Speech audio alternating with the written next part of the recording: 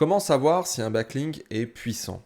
Comment faire le tri? Comment prioriser les backlinks que nous allons faire, que nous allons acheter ou que nous allons négocier avec des gens? Comment ne pas perdre de temps? C'est ce que nous allons voir dans cette vidéo Your Test Guru. Le volet popularité, c'est quasiment 50% du boulot de SEO. On a trois volets, technique, contenu, popularité. Et ce qui est très très important après avoir fait le contenant technique, c'est d'être à la fois pertinent et à la fois populaire. C'est ce qui fait le positionnement, c'est ce qui fait les rankings. Et quand on s'attache à faire le volet popularité, on a besoin de bons backlinks. On a besoin qu'on ait un site de confiance, un site qui a une certaine popularité et un site qui soit dans la même thématique que nous. Et à partir de là, normalement, le jus passe. Le jus nous apporte quelque chose. Le jus fait quelque chose sur nos rankings. Mais comment faire le tri?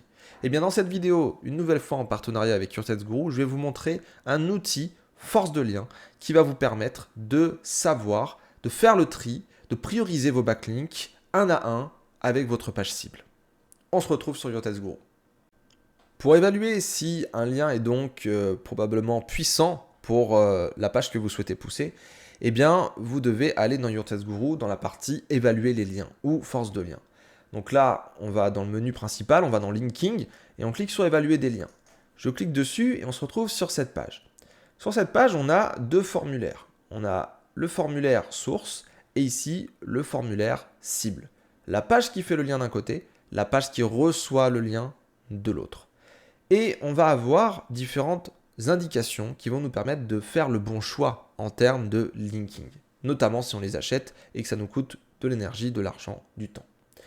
On va avoir déjà la force du lien en général qui se trouve au centre, c'est-à-dire entre cette page source et cette page cible, eh bien, quelle est la force du lien? Si on est proche de 0, c'est que la force, elle est pas au top. Franchement, ça va pas passer du plus que ça va pas être fou.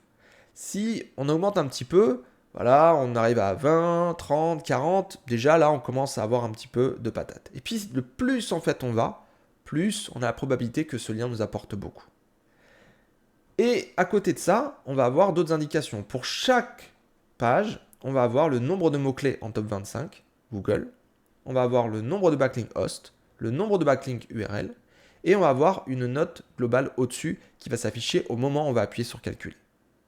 Donc faisons un exemple ensemble concret. Je veux pousser cette page-là. Donc c'est une page de formatseo.fr, c'est la page de ma formation, le content marketing au service du SEO. Cette page, je veux qu'elle se positionne sur formation content marketing. Donc title formation content marketing, le H1 il y a content marketing dedans, j'ai un contenu qui est dessus. Ok, c'est pas moi qui ai fait la page, j'y ai participé un petit peu, mais voilà. Admettons, elle est optimisée, elle est pertinente, la technique est ok. Il me faut maintenant des backlinks pour pouvoir me positionner. Donc je veux faire des backlinks vers cette page. C'est donc une page cible.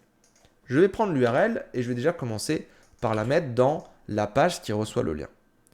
De l'autre côté, il faut que j'identifie si le lien que je veux faire ou que je veux acheter ou que je veux je sais pas, moi, travailler, etc. avec quelqu'un, si il va vraiment apporter quelque chose. Je ne vais pas perdre du temps, je vais pas perdre de l'énergie, de l'argent si le truc ne me rapporte rien.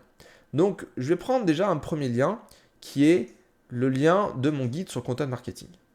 Hop, je prends cette page-là. Donc, c'est une page qui parle de content marketing, des différentes étapes et qui fait même des call to action vers la formation content marketing. Donc, en réalité, il y a déjà un backlink, mais voilà, pour l'essai, pour vous montrer, voilà, je vais prendre l'URL et je la mets directement dans la page qui fait le lien, donc c'est-à-dire l'URL source. J'appuie sur calculer, ça consomme un jeton, et on voit que la force du lien est de 29. Donc on n'est pas à 0, c'est déjà très très bien. On est à 29, ça veut dire que ça va apporter un petit peu. Maintenant, c'est pas non plus fou. Donc c'est bien de faire ce lien-là, mais ce qu'on peut se dire, c'est que, voilà, thomascubel.com, compte tenu de ces métriques, probablement, surtout que là on voit qu'il y a un badge D face à un B- en face, eh bien on voit que sans doute Thomas Cubel, ça fait un lien en plus, mais bon, c'est pas ce qui va changer la donne, clairement. Donc là, il y a 0 mot-clé en top 25 avec cette page, il y a 0 backlink host, 0 backlink URL. De l'autre côté, il y en a 5 ici, 4099 là. Bon, voilà, on peut se dire que ça va ajouter un petit truc, mais ça va pas être fou. Ok ? Admettons maintenant, je prends une autre URL. Je vais prendre par exemple l'URL de HubSpot.fr, qui est un très gros site HubSpot quand même. Mais on est quand même sur le sous-domaine blog et on est sur une page qui parle de content marketing. Je vais le mettre directement à la place de Thomas Kubel dans le lien source. Je fais calculer et là on voit qu'on est à 38. Ça veut dire que entre Thomas Kubel et le lien HubSpot, vaut mieux choisir le lien HubSpot. Et là on voit tout de suite que cette page HubSpot, elle a 32 mots-clés en top 25, elle a des backlinks host à 65, backlinks URL à 161, et il y a les meilleurs mots-clés en dessous qui touchent au content marketing, au marketing de contenu. Donc, c'est vachement en phase avec la formation Content Marketing SEO qui est sur formatseo.fr. Donc là, entre les deux liens, eh bien, on peut se dire c'est HubSpot qui gagne. Maintenant, admettons, HubSpot, ils veulent faire un article pour nous. Mais ce n'est pas sur cette page-là que on va avoir un lien. D'accord? La page n'existe pas encore. Eh bien, vous pouvez utiliser un opérateur joker qui est l'étoile. Après le domaine, vous mettez /étoile et vous faites calculer. Et à partir de là, ça va recalculer la force du lien pour une page en se basant sur le fait qu'elle n'existe pas. Et là, on est à 27.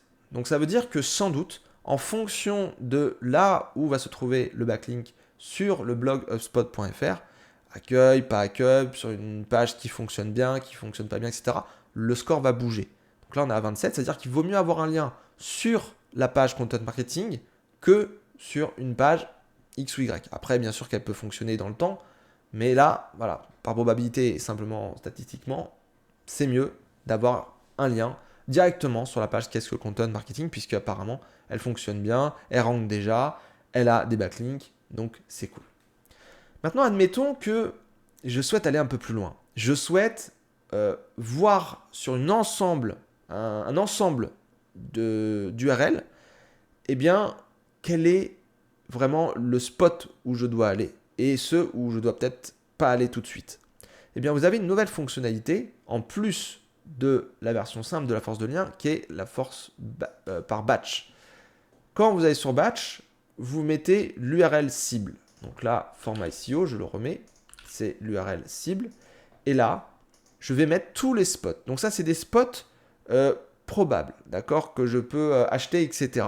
Donc, on va essayer de mettre Thomas Kubel. On va essayer de mettre HubSpot, un sur chaque ligne. On va essayer de mettre un truc en anglais, Content Marketing Institute, qui est très spécialisé, invox.fr. Admettons, j'ai l'opportunité d'avoir un lien sur chacun de ces sites-là. Ça peut être dans un catalogue netlinking, ça peut être des partenariats, ça peut être du démarchage, etc.